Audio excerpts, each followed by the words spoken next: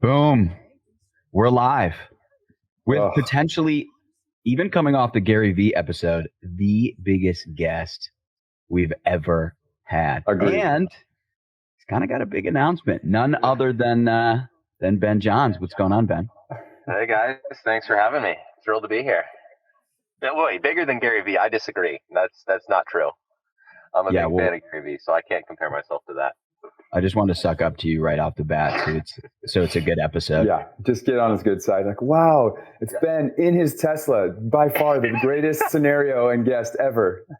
Well, not only is he in, if I have Case as a co-host, I'm already very happy about this. And nothing about me, loud and clear. Thomas, thanks for putting this together. So not only is Ben in his new Tesla, but he's also got a new shiny black and purple shirt there with an interesting logo on it. So Ben, maybe you want to tell us what's going on there. Absolutely. Well, April 1st, I am changing paddle sponsors, primary sponsors. I'm going from Franklin to Yola. Yola is Joola. It looks like Jula, but yeah, it's pronounced Yola, like YOLO. So Yola is a table tennis based company, biggest table tennis in the U.S., one of the biggest in the world, originally a German company. And they're getting into pickleball, and my whole deal negotiations of either renewing or going to somebody else, they were kind of a dark horse in the running. And they actually just happen to have their headquarters 20 minutes from where I grew up, which is kind of a factor. And there's a lot of reasons, and we can get into more of those, but that is the announcement. I am switching paddle sponsors to Yola. What? Big news. Do you have to hold your paddle like Cassidy now? Finger up. Yeah. Just top spinning. Can come off my paddle like Rob Cassidy or like a table tennis paddle. I'm going to be really happy about it. So either way, I think it's a good thing. Oh my gosh, that's insane. Fun fact, I was actually on their team as like a non-table tennis player, but because I wanted to be associated with Hula because I needed a table in my garage, I got the whole setup with the ball machine and the net catcher, and I was just like hammering and getting reps. Dude, this is insane. Oh. Yeah, whole another world to what people consider ping pong. Table tennis is it's actually a very high tech industry. So yeah, you got your ball machines, you got your crazy good paddles with the rubbers and the 7-ply cores. It's some crazy stuff. That's amazing. Oh, that was very material science engineer major of you to talk about whatever terms you were just throwing out there. It's better, Thomas. So I can go way deeper. Well, let's do that. Can you talk about, so I imagine you're going to have your own new signature paddle. So what's that going to be? What's the name of it? What's the technology? How's it different? Give us the nerdy stuff. Sure, absolutely. Just let me engineer out on you and watch your eyes glaze over. That'll be fun. So first of all, I guess it's definitely good to talk about kind of why I chose Yola in terms of paddle technology and other reasons. And I mean, one of the biggest things is, people don't realize that table tennis is actually a very high tech industry from like an engineering point of view. I don't view pickleball as anything very high tech. Like everyone's kind of using polypropylene, they use fiberglass or carbon fiber as the surface. There's not that much high tech stuff, not that much complex stuff going on. It's pretty basic manufacturing.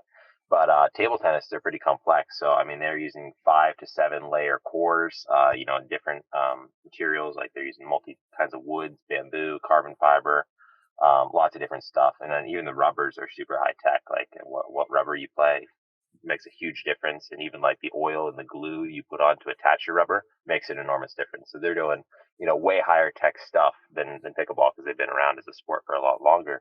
Right. And I figured kind of using that methodology of the higher tech stuff is really going to have an impact on pickleball technology. I think they can do some special stuff that we haven't seen before. So I'd expect to see a lot more of that. And really what we're starting off with is I made the transfer from what I played with for many years, which is polycore fiberglass face to a polycore with a carbon fiber face. And the reason for that for me, like my methodology behind it was no matter what company I went to, I was probably looking to do that. Yola just happened to have a lot of reasons, and I knew they could do it well. But the primary reasons are basically carbon fiber is stiffer. So when you miss hit the ball, it's kind of less of a miss hit. It's not necessarily a bigger sweet spot or more powerful or anything like that. It's just that the disparity between the sweet spot and outside the sweet spot is less. And that's very important to me.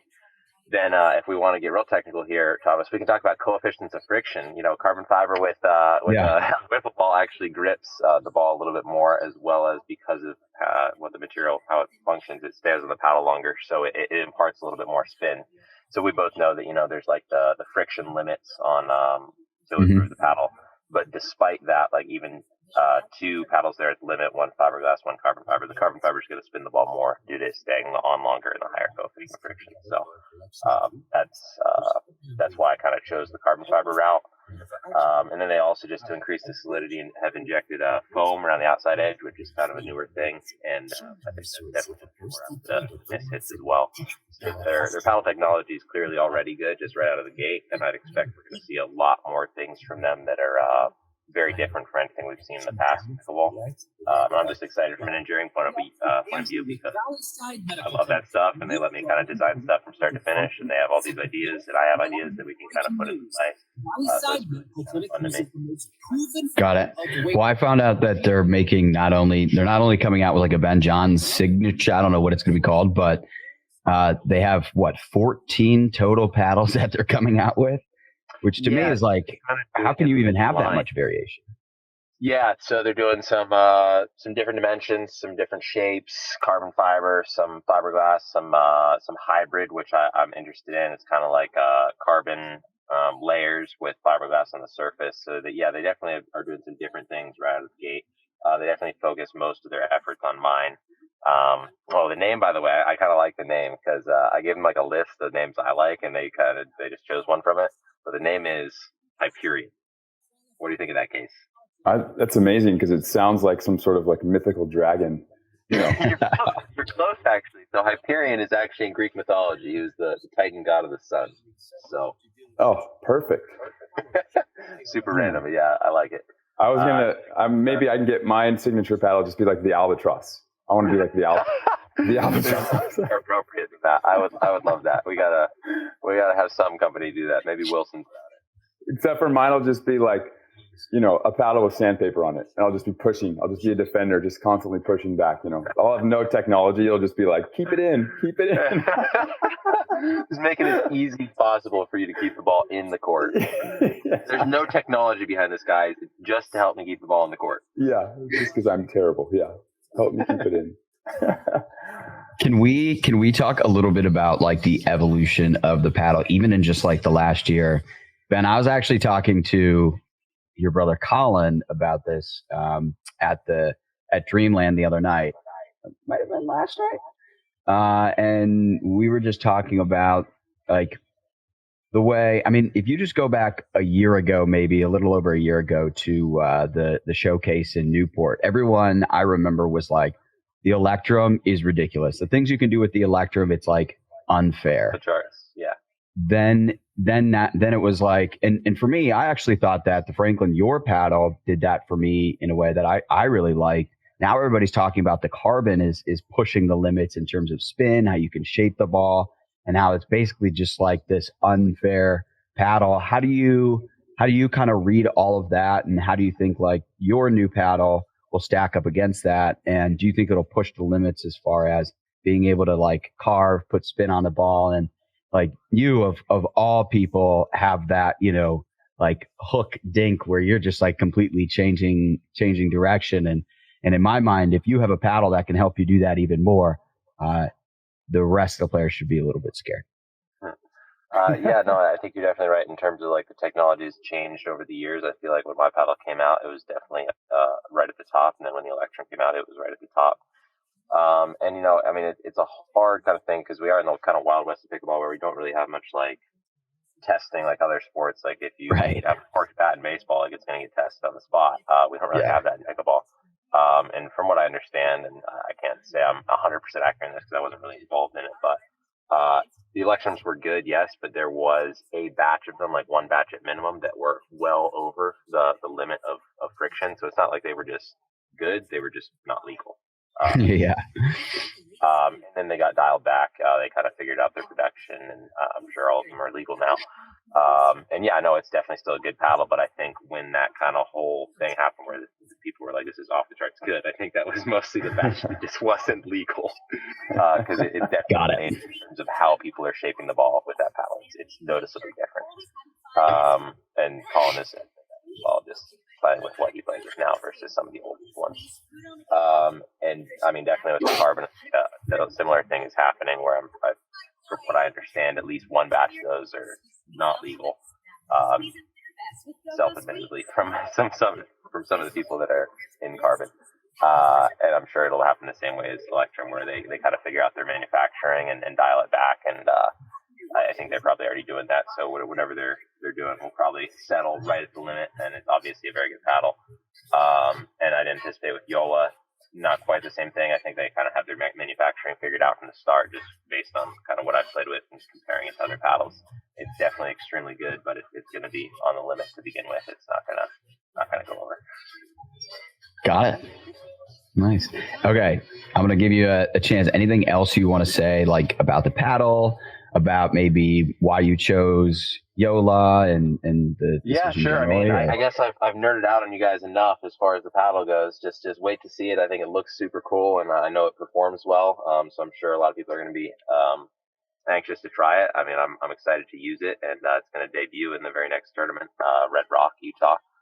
But I'd say one thing just about Yola in general that I'm like a thing that people don't really consider as to why I chose them is they are a German-based company. They have manufacturing over there, another headquarters over there. They have a big presence in Asia because of table tennis, and we know that how fast pickleball has expanded in the U.S. Like it's been just crazy, but it really hasn't reached other countries that much yet.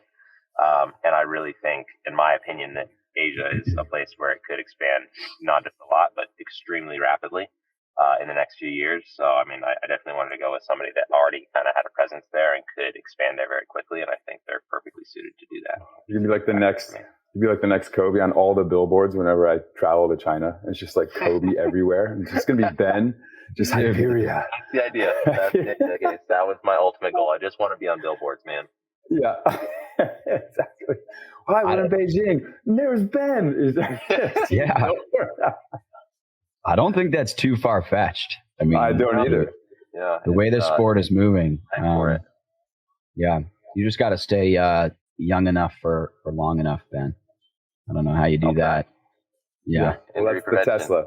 That's what the Tesla's doing. Hyperbaric chamber. Just he takes naps in it between training. Yeah, maybe a little TB12 method would do you wonders. Speaking of recovery, Thomas, do you have any secrets to recovery? Oh, well, I cannot believe you asked. So glad you brought it up. I mean, listen, you guys know that we work with FitAid, right? Yeah, I've heard. Well, as the official recovery beverage of the Dink, to celebrate this partnership, we made a pickleball drink with FitAid. That's right. We made our own pickleball drink. Let me get this up here for you. Oh my gosh. Can you see that? Look at that branding. That's amazing. Oh. Now we got to do a live test here. It's pickle flavored. It's prickly pickle. Picklade. You like that, Casey? You like that name? Oh my!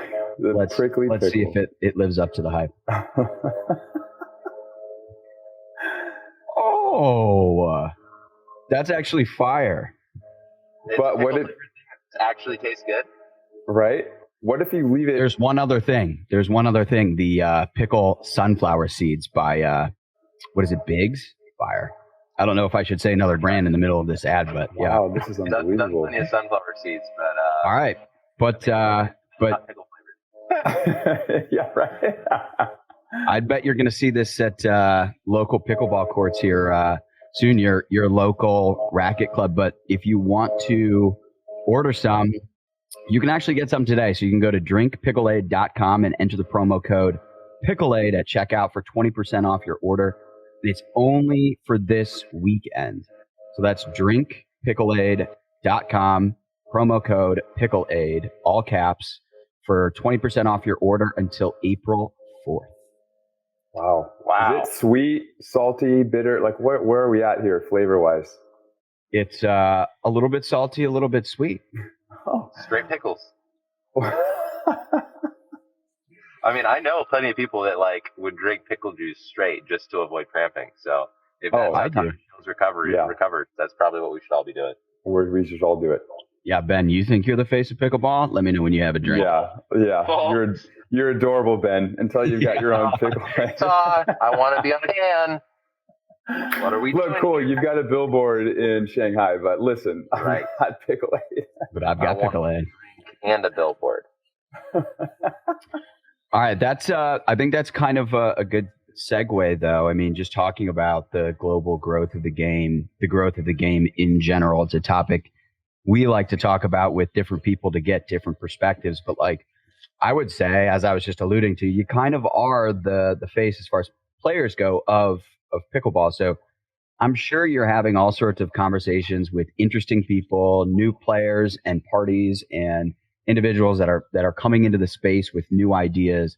What are maybe some of the conversations or things that you're privy to that go on behind the scenes that make you super bullish on where pickleball is headed?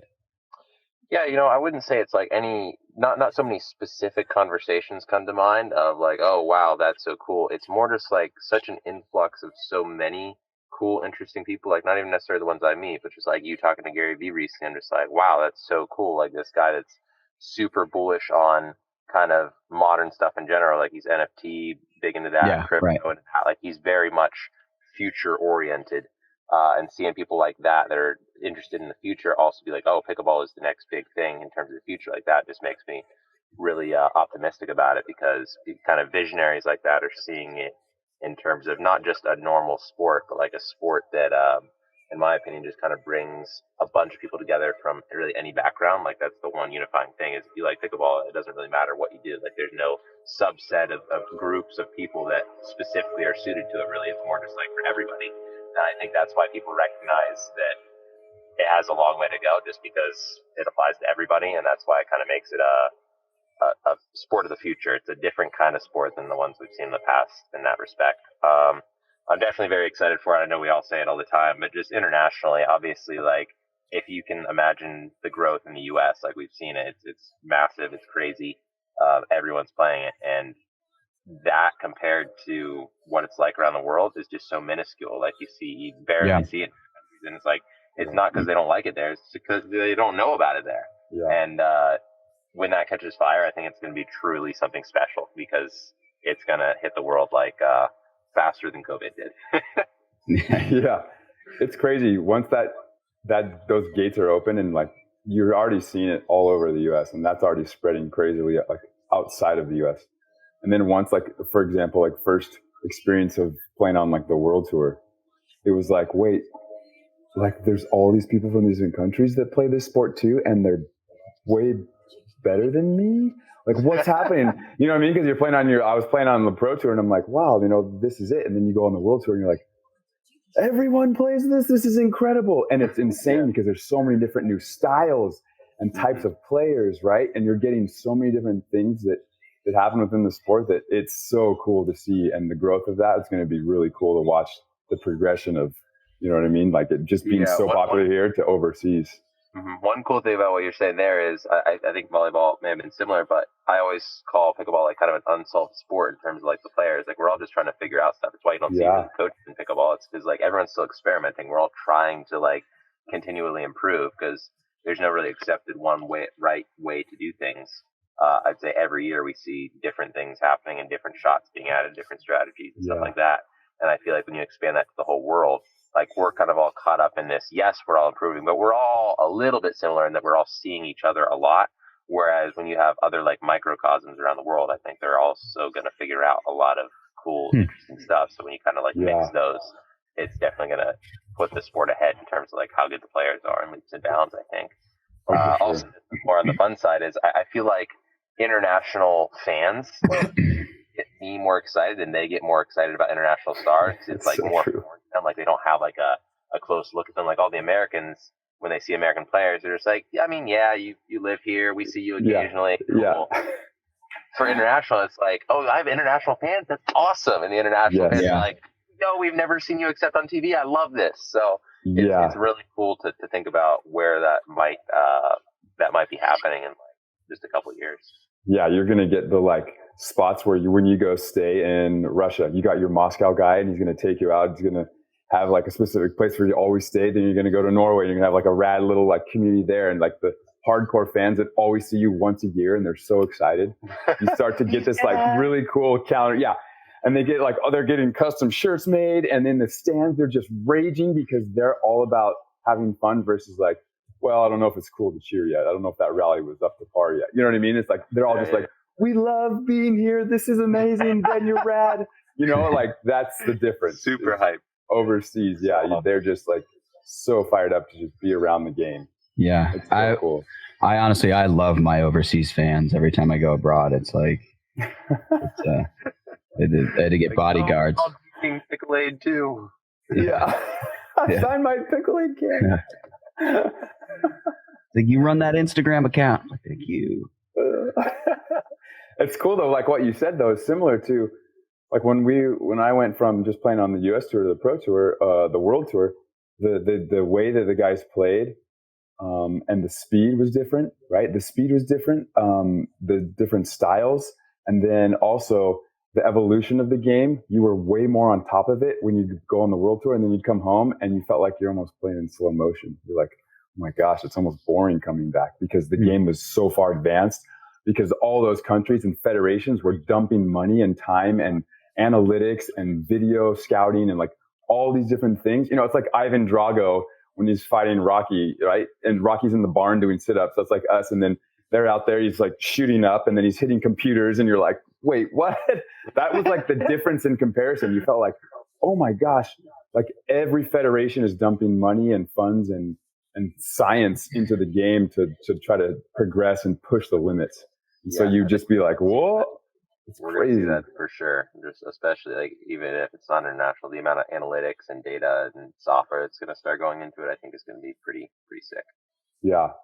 Yeah. We've had a coach that would just be with his computer on the beach under the pier. He'd sit and have his computer. He'd be coding our video, our practices, so that when we were done, we would watch all my left side attacks or all my service locations against a right sider or service to the left sider. And you could see the similarity in pickleball. Okay, I'm serving left side guys. I want to go inside seam, or I want to go hard right and have it kick and tail out. Like, all right, what's my efficiency against this guy with that, or this guy against that? And I think that's going to be insane. All the combinations and variables.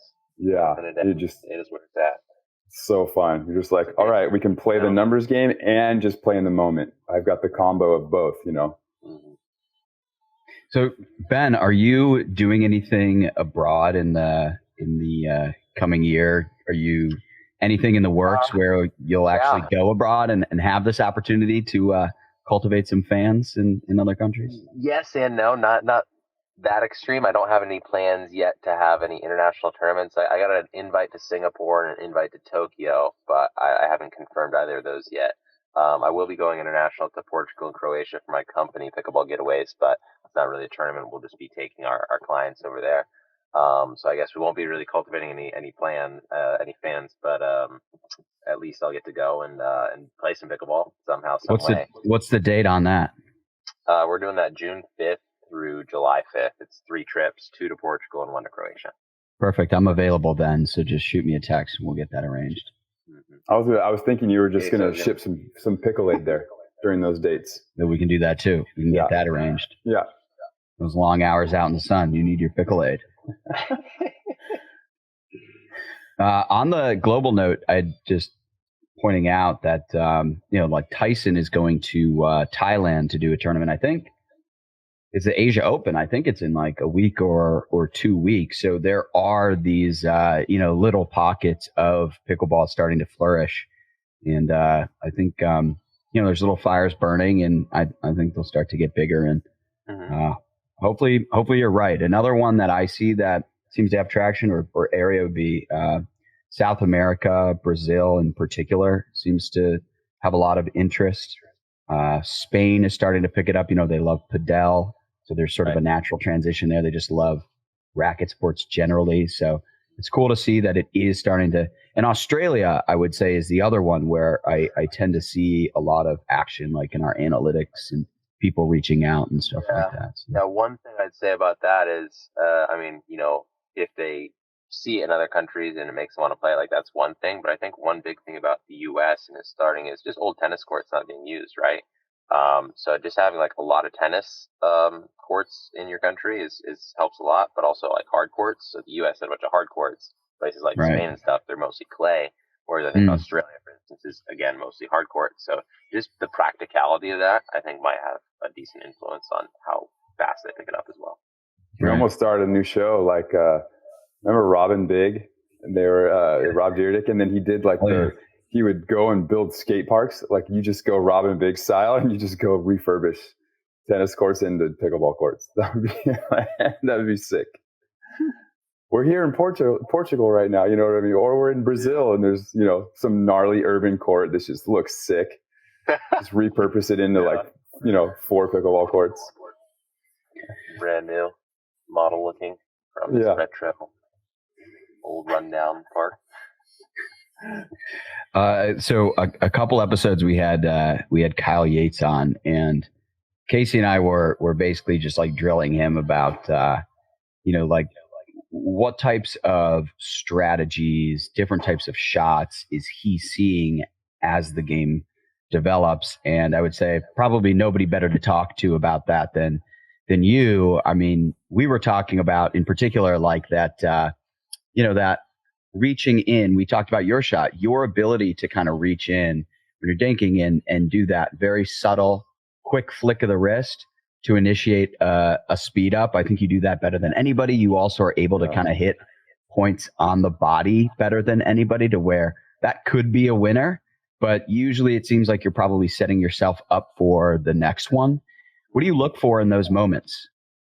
A lot of it is like intrinsically, you kind of just get used to hitting your spots and knowing what spots are going to be awkward from which parts of the court, where people's body weight is going. When you like lag your shoulder this way, they're going to move this way, so the ball should go this way. Like there's a lot of that kind of just natural feel stuff for sure. But some stuff I'd say like I'm currently working on, I think we're going to see a lot more in the future, is like very specific combos. So what I call a combo is hitting it in a specific spot off of a specific shot. You know, you can be as specific as you want, but basically in such a way that it will almost always force a very similar reply, to where your paddle is always going to be in a similar position based on, I hit this shot, I'm now going to be here. Probabilities are they're going to hit it within this window, and then I have an easy finish, right? That currently happens a little bit, but most of the time right now we're just seeing players just kind of hit it and react to the next shot. Whereas I think we're going to see some multi-part combos. And the cool thing about combos is when you start to use those, other players start to recognize that. And this kind of just comes from other sports a little bit, to where it becomes a pattern where it's just like, if I hit this combo on you, you're going to hit it here. But then when I have that, I'm going to hit it here. And that person should also know it's going to go here. So I think you're not just going to see hands battles in terms of reactions. It's just going to start to look silly fast, because people are going to start to recognize patterns in combos, to where it's like here, and then reset. And then it's like, oh, okay, we tried that pattern. Didn't work. We came back neutral. We kind of both duked out. It's almost like a boxing match where there's a couple moves. Like I could definitely make it akin to some fighting styles almost. So I definitely think we're going to see more of that. From the athleticism point, I think we're going to start to see, you know, we've seen people like Deckel kind of stretch the limits of what an Ernie can be. And I think we're going to see that on the other side too, where people start to jump not just their own side, but their partner's side, so much like the Bryan brothers move in tennis, where they're taking each other's sides all the time and they just kind of shift and switch at will. Right. I think you're going to see that, because you can get a lot more momentum and get like a running jump from your opposing side than the side you're on. So I think you're going to see a little bit more of that coming for sure. And then one thing I think that's pretty basic that we haven't seen enough is obviously the advent of two-handed backhands, especially among the girls, has been huge. But I haven't seen, like, for instance, Annalie Waters, I think, has the best two-handed backhand in the game right now.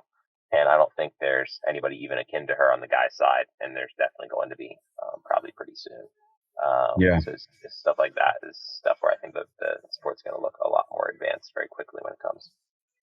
Yeah, those combos too. Do you guys like... You're already recognizing certain patterns. Like for us, we do the same thing, right? We put people in specific situations, and then we have set plays, maybe 2 or 3 different set plays that look identical in this setup, right? When they're attacking us, let's say on defense. And then we're able to run 2 or 3 different scenarios with that same setup. So like those combos, like it's crazy how they're going to evolve, right? Like you got your specific targets to create opportunities, and then you're going to have that same thing, but with like 3 separate outcomes. And so now you're just ahead of the game even more because they're looking at, all right, well, Ben's always he's going to backhand roll me here if I set up there because he's pushing me here. Well, then now you've got 2 or 3 other options from that scenario.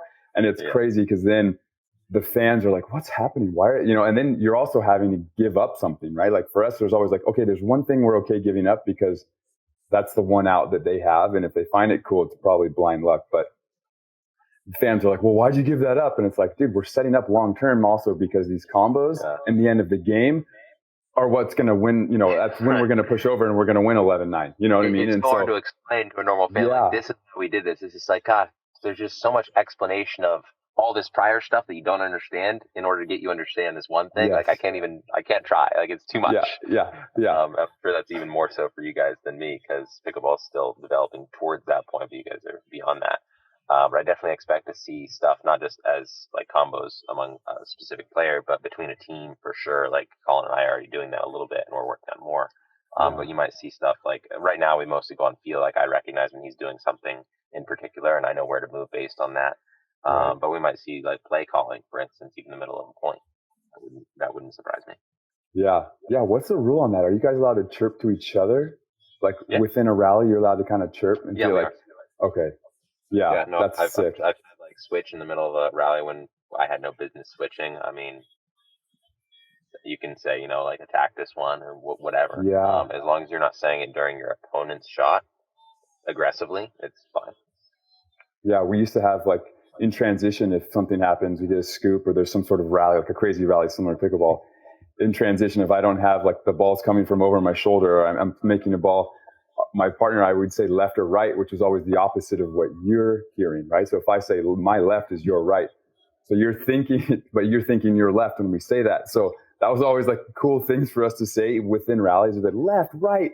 And they would get confused because it was always the opposite of what we said is what they're thinking their left as well, which was, you know what I mean? Which was actually their right. It's crazy. So there's like all those little like nuances that would help us throughout those rallies and little transition type moments where it was like, all right, cool. Because I was never sure if I was allowed to like talk to my partner when those things were happening or not. Like, am I allowed to, or is it so Tennessee where I can't say anything and then I'm screwed? Or can I be like, Ben, left, and they're like left and they're going the right way and then you hit right. You know what I mean? Like, I always thought that was interesting. I'm like, can I do that? Am I allowed to talk? Like that might create some new rules in pickleball for sure. Like when people push boundaries, that's when new rules get made. Right.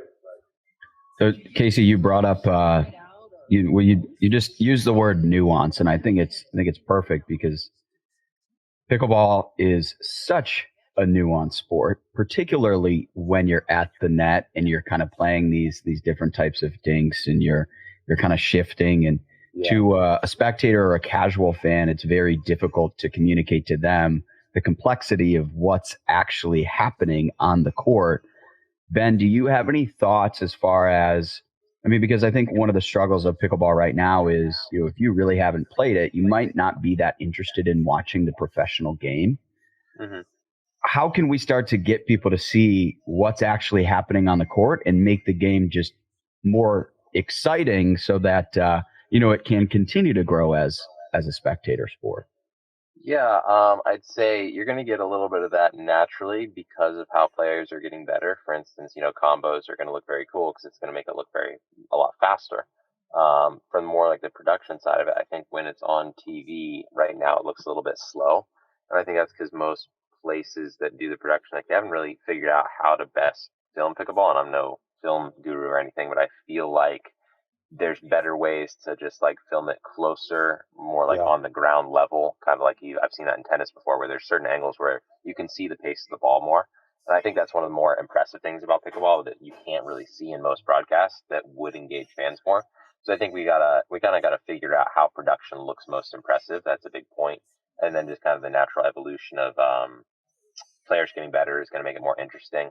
And I think you always you have to get people invested in the players, like more of the stories, like Formula One got a bunch of fans because of their show on Netflix. I'm not saying pickleball is ready for a show like that. Like Formula One is obviously a long history and they have, a ton of characters and all that. But there's some stories to be told. There's more drama and there's more things to the sport than just the sport that would engage people. That's huge. I agree with that, because that's been an issue for us as well. Like, the 15-year-old that wins his little JO Junior Olympic type thing, sees someone with a USA bag or a pro bag and like, oh, you play too? And it's like, bro, yeah, I play a little bit, and it's, but there's a huge disconnect, right? Because there's no character building, there's no story building, there's no like, all along with that too, like the amount of money that is won in a tournament is something that motivates a 12-year-old future Ben Johns to want to be a Ben Johns pickleball player versus, yeah, it's fun to play, but there's no real like future unless I'm the best. Well, that's really hard if there's only one dude that really makes a ton of money, like it's almost impossible. So if I grow up watching it on TV and the prize money check is, $1 million or $100,000 for first, you're like, dude, there's an opportunity to go play this. This is awesome. Like, I want to go do that now. That's why there's such a huge market for NBA, NFL. And I think I talked about that maybe last time even. It's like, besides this character building, all these things, it really comes down to, is it something I can make a living at being a pro, like a real pro? Like, can I do that? Okay, cool. Now I want to do it. And now my kids want to go do it. You know what I mean? Like, and that's going to influence it long term. That's going to really be the biggest change. Agreed. Yeah, I think when you have conversations with people outside of the sport, one of the first things they typically ask is, well, how much money can you even win? Like, how much money is even in the sport? And you're like, well, depending on the term you try and explain. But point is, I mean, it's not there yet. And yeah, I mean, if you have bigger prizes and there's more money to win, like it just makes it seem that much more important. Also, you want to come play it and win the money, right? Yeah. It's not too complicated. If you build it, they'll come. If you build the money, they'll come. Exactly. It's so true. I have a question real quick. I love how much it seemed like the good side, bad side in Austin was a factor for people. And that's a huge part of what we do. It's like, we're playing sometimes in 35, 40 mile an hour winds where it's just blowing out of your hand before you can even serve the ball. And it's like dangerous almost, right? And the only thing that keeps us from not playing is lightning. Or if the scaffolding in the stadium is basically falling on us, like that's the only time they'll call it. So we're playing in like almost monsoon weather. In Japan, I had to play that like 3 years ago. The airport was grounded, no one could fly, and we still had to go play our event. And I mean, it was insane. You're like, is this for real? Like, what's happening? But so many people talked about that, and the commentators did a good job of like good side, bad side, kind of the percentage of guys winning. In our sport, I noticed the trajectory of the ball when we're playing at different speeds, the winds affects it more, of course, right? If it's not spinning, so if it's knuckling, it affects the ball more. And then also after its apex, when the ball is actually dropping, the wind catches it more and moves a lot more in volleyball. Is it the same in pickleball? Are there specific strategies you use to leverage the bad side and make it more of a good side? Yeah, for sure. It's definitely very interesting in that, like, there's not like a hard and fast rule of always choose this side. Like, you want to start on the bad side, that's true. But like, for instance, in Austin, the bad side was with the wind. And for me, more often, the bad side is against the wind, just because generally you win more hands battles when you're with the wind. But I guess it was severe enough in Austin to where it was just so hard to attack with the wind because it was too much. Like, the ball just wouldn't stay in. And there's obviously strategy adaptations. As far as like playing with the wind, like you said, spin has definitely an effect. Like, if you hit backspin, it's just going to go everywhere because it floats for too long. So you definitely are trying to with more top spin. Drives penetrate through the wind. Like, we're hitting a lot of touch shots. So any kind of drops where normally you'd be able to place it very exactly, it's going to just get thrown off slightly by wind. It only needs to a little to make that shot go from good to terrible. So obviously you're going for stuff that is more margin, higher margin. We don't really use a ton of side spin, and side wind doesn't affect pickleball that much, luckily. But I definitely expect that, like, even that's something that we still got to figure out on how to do it better, because I feel like I'm terrible at playing in the wind. Maybe I just don't do it enough, but it's something that I still haven't really figured out. Like, how do I play best in the wind? What should I be doing? Right. So there's a lot more to do there. And also, I feel like we haven't really figured out like the regulations, because I can't believe that that volleyball plays in whatever weather. Like tennis, I think the maximum for college tennis matches is either 20 mile per hour winds or maybe 25. And for pickleball, obviously the ball is a lot lighter than a tennis ball, Right. and the mechanics of the game are different, such that I'd probably stop it at like 15 to 20. Yeah, agree. Anytime you go out and it's around there, you're like, this isn't really productive in any way. We're kind of just like a bunch of clowns giggling the whole time. Yeah, we're just giggling and shagging the ball for the next 2 hours. Yeah, I know, you can do some silly stuff. I remember playing one tournament with Kyle, and there were 30 mile per hour winds directly sideways. He actually hit a return towards another court that blew back in like at a sideways angle. Yes, like a video game. Yeah, exactly. That's so rad. So was good. that stadium a little bit swirly? Because when we play in windy events and there's like a swirl, it turns in almost like this like figure 8 type wind, right? There's no really like specific good side, bad side, but there's like corners that act good sometimes, and then it'll shift. Yeah, there's definitely, and it'll come in through the other sometimes.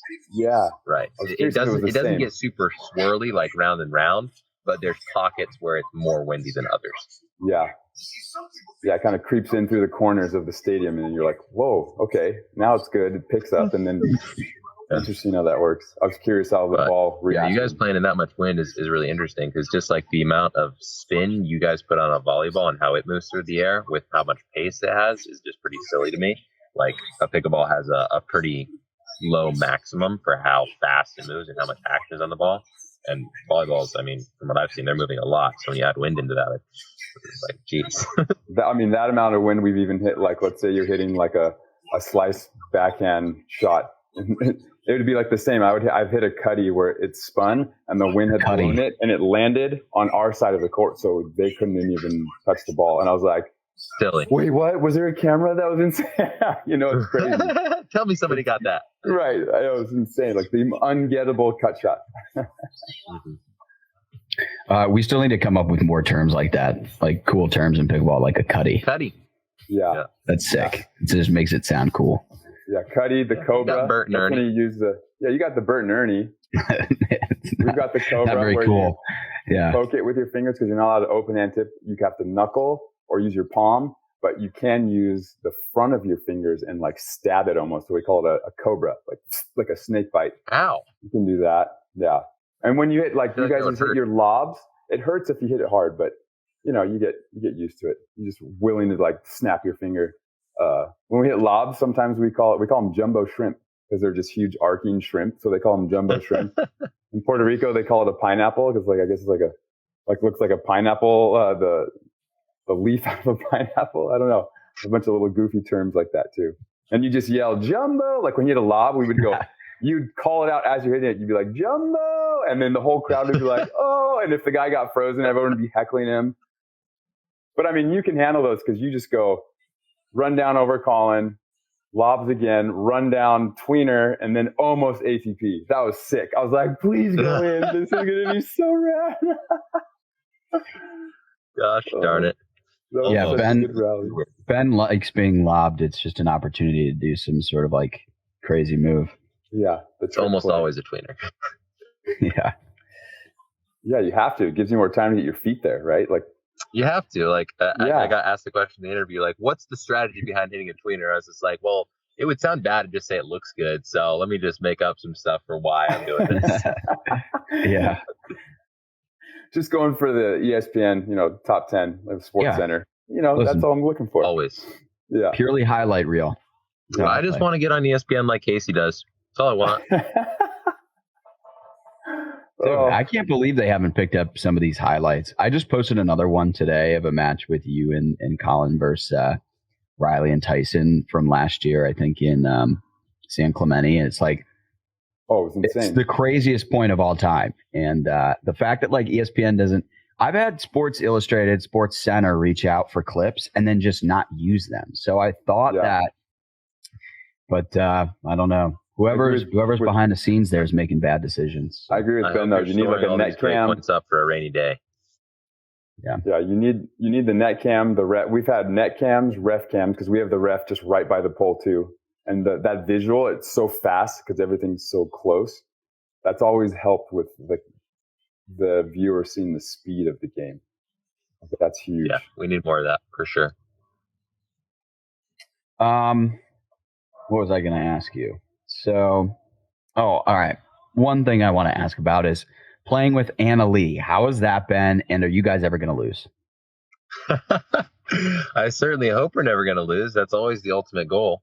But I feel like people are definitely going to, I mean, mostly I think people, obviously we're good together, but they have definitely struggled with what do we do against these two? Like, what's the strategy?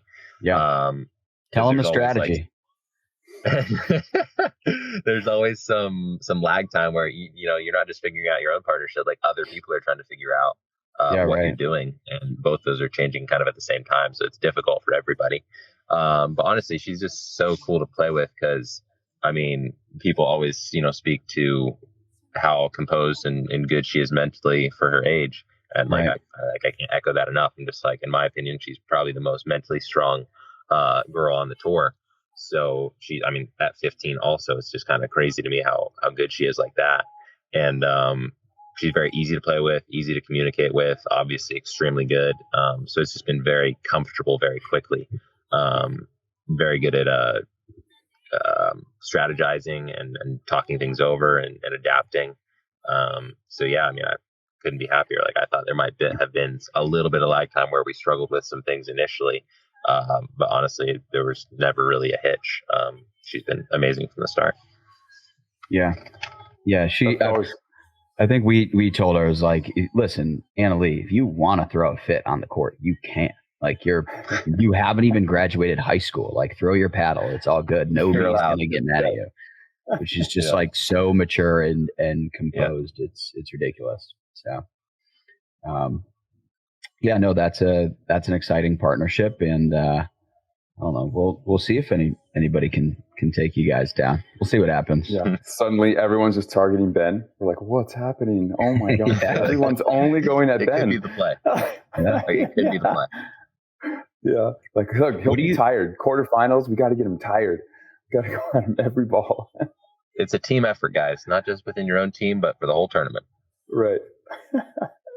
What do you think of the volume of pickleball right now? We've got 3 different bodies putting on professional events seemingly every weekend. Do you think that the volume of pro pickleball is kind of diminishing the value of each of the individual events? Do you think it's a good thing that there's so much pro pickleball? Like, how are you viewing this? I'll say personally, it's tough for us to keep up with it all.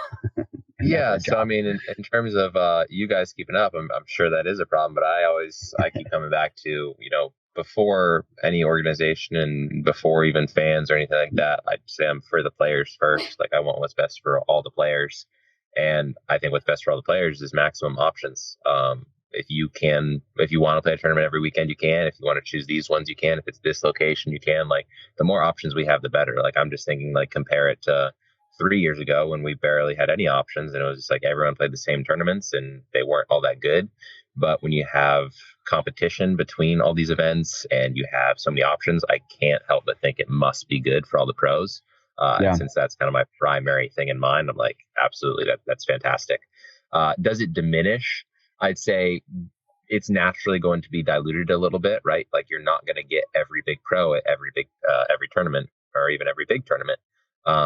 But I think that's just a natural course of things. Like, the same thing happens with tennis. You get every good pro at the Grand Slams. You don't get every big pro at even the 1,000 events, which are just second tier.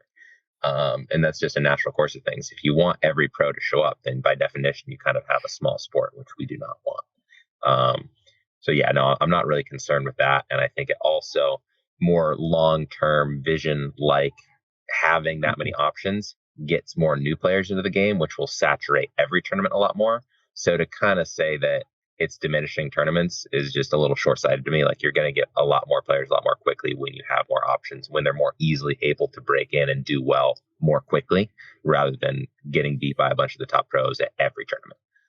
Sure. So yeah, I mean, I love it. I think it's great. Yeah, I would agree with that. If you got guys that can never, they're grind, they're getting better, and then they play you first round, and they 1-2 barbecue, they're out in 2 games, and they're like, cool, that was a super fun event. Like, we played 2 matches and got beat 11-2 in all 4 sets. it's like you're not getting better, you're not getting tournament experience. But if you have the opportunity to go play in another tour and become like the guy and learn how to win on that, then when you tap into going up to the Masters or the Grand Slams, like the PPA, then you're like, dude, we can kind of hold our own a little bit and feel a little bit more confident because you learn how to win on these other tours. I think it's great. Sure. I mean, same idea as really any tour. Baseball has their minor leagues. Most leagues have their minor leagues. Tennis has futures, then challengers, then 250, 500, 1,000 Grand Slams. Right. That's how it goes. Yeah. All right. So we've got the number one pickleball player here in the world, and I think we're going to have some new listeners for this episode. So Ben, you're constantly, not only are you playing, but you're constantly coaching, teaching amateurs of all different levels. So for these people who might just be getting into the sport, or they play casually and they're looking to elevate their game, what's like one thing that's not overtly obvious that you think most amateur players could tweak in their game, and it'll make the biggest difference? Yeah, I'd say how they practice is going to be the number one thing for me. And I'm not going to give you the whole spiel about go drill, don't play. Like, go do whatever you want. That, if you want to go have fun and play this game and only play games, that's fine. You can still play games and get a lot better. What I just always think of is if you want to get better, in addition to having fun, it's pretty easy. And that's just to, one, practice with a purpose, which is like you have to consider what you're actually doing out there. Don't just go out there and whack the ball around and not even think about what you're doing. Like, you practice with something in mind. That's an enormous difference. Like, all your reps matter so much more when you're actually thinking about it. And beyond that, when you do that, just do one thing at a time. We're much better at isolating and improving and getting something to like click where it like actually snaps in your head where you're like, okay, I get it now. I know that feeling when we're doing one thing at a time. So whether you're playing or you're drilling, work on one thing, be very specific with it, and just try to work on that. And I promise it's going to get a lot better very quickly, just because that's kind of, as humans, that's what we're naturally good at, is doing one thing at a time and getting better at that one thing. If you need stuff, if you need to be inspired by what to work on, if you don't know what to work on, just go pick a shot that you see maybe a professional hit and you think you want it. Maybe it's a little bit of a lofty goal if it's very tough, but better than nothing, right? So just go watch something, mimic it. Yeah, right. Compartmentalize. Pick something. Like right now, I'm picking today after this, I'm going to emulate my singles version of Ben Johns, where he's playing Tyson in the finals, and Tyson is like a road runner sliding around. He's like super athletic and fast. And John and Ben is the same, but in this like very methodical, smooth, your eye line never raises or lowers. It just stays in this like really cat-like, pantherish, like mobility, dude. It's insane to watch. You kind of like, you never like shift your core or twist your body where you're off balance. You're always like above your hips and able to like 2-3 steps this way, recover 2-3 steps this way, hold. And your ability to hold and pause before you like make a decision is like really fun to watch. And so that's my goal for today, is to be very, it means like, a lot coming methodical from a baby and giraffe. hold. Yeah, right. Well, yeah, I think I just got rid of some ice skates. I put real shoes on, so I'm like a baby giraffe with shoes, but like I have a little bit of grip. So I'm getting closer. Let's go! Come on, we're getting better. We're going places. We're getting better. Yeah, just better. Yeah, get my backhand roll going. I'm ready. I'm getting it. Yeah, just instead of it being like I was always ping pong paddling. Now I'm like letting it hold and like roll. I'm like, that's it. The light came on. I'm like, I call it a roll, there not a flick. Is. Yeah, it's so cool. See, I love it. Perfect. So just to clarify, Casey, you're a baby giraffe and Ben's a panther? Yes. Thank you. I'm glad you said it. I'm glad I didn't have to say it. Yeah, no, I just want to make sure we have that part established. All right. Ready for a new segment that I just came up with? I love it. Let's go. Beyond the Baseline with Ben Johns. Ben, what do you do off the court? Like, what are your hobbies outside of pickleball? What do you like to do? Wow, you really that's a tagline right there. My hobbies are what I do off the court for pickleball still. Wait, what did you just say? You mean what I do off the court as in terms of like off court training, or like off court for fun? Yeah, like you go play chess or, Oh, no, not off court. Sure. Yeah. I mean, I definitely like games of any type. I still do play some chess and some other sports. I'll play table tennis, golf. I really enjoy. Most outdoor, anything, hiking. I do a fair amount of weightlifting, not really for pickleball, but more for fun. I've been doing that since I was like 14, so got pretty into it. Let's see. I guess I read a decent amount, but honestly, most of these hobbies I just don't get a chance to do very often. I feel like right. Pickleball, traveling, training, off-court training, schoolwork, businesses. It's always something. It's very, very rarely downtime. Got it. What about your cornhole game? Now that you're in Texas, barbecues, I feel like there's always a cornhole or a dartboard. Haven't attended one barbecue, have not thrown one cornhole bag. It's very sad. I don't feel like a true Texan yet. Yeah, that's I feel like before the next awesome event, here's the theory. Okay, Thomas and I will come out early. We'll host like a not pickleball Olympics. So it's everything but pickleball. Cornhole, darts, pool, ping pong, you know what I mean? And we'll just have a whole bracket, and before the event, we'll just compete the whole time. I'm in. Done. That sounds I'm glad awesome. You brought it up, Ben. I love it. I know I'm in for that. I will definitely be in. Can we have like a barbecue eating contest too? Yes. At the end. Yes. See, let's get into it. Yeah, let's have some side content. Side bets too. Yeah, exactly. I can take Casey and pool. Let's go. Yeah, exactly. Just like no idea what we're doing. Holding it backwards. What's happening? Seriously. Yeah, dude, I remember those days. I didn't have time to do anything besides kind of like recover and just, all right, I got weights, got, you know what I mean, meeting with nutritionists, got the whole like training, everything. It's just by the end of the day, you're like, dude, I wish I had the brain capacity to do something fun. Basically just need to like recover so that I can be present tomorrow. Mm-hmm. You're just all in and that's what's cool. That's what we were talking about, the courts.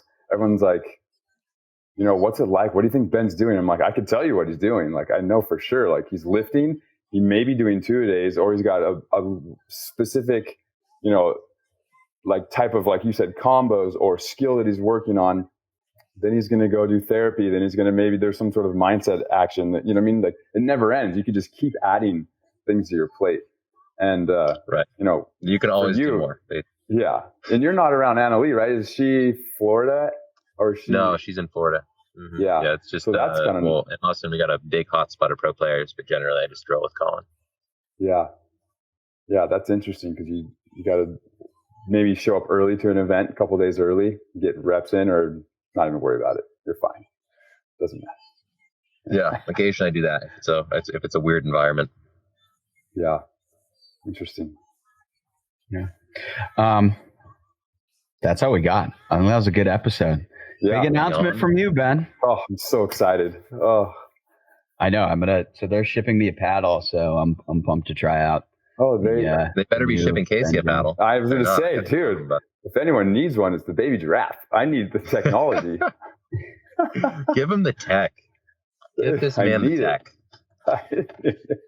It actually Bluetooth. It's got headphones, right? Like that's the next level. Is it? It's got headphones, earbuds that Bluetooth in, and so they when tell you swing it, it's just like baby giraffe. You should have swung at this angle, like 90 degrees different than what you were. Exactly. Ben would have done this. He'd be like, "Dang it!" Oh, I'm so excited for my paddle. All right, Ben. Thanks for coming on. Good episode. We will we'll see everybody next week. Yeah. Absolutely. Thank you, guys. Later. See ya. Later, dudes.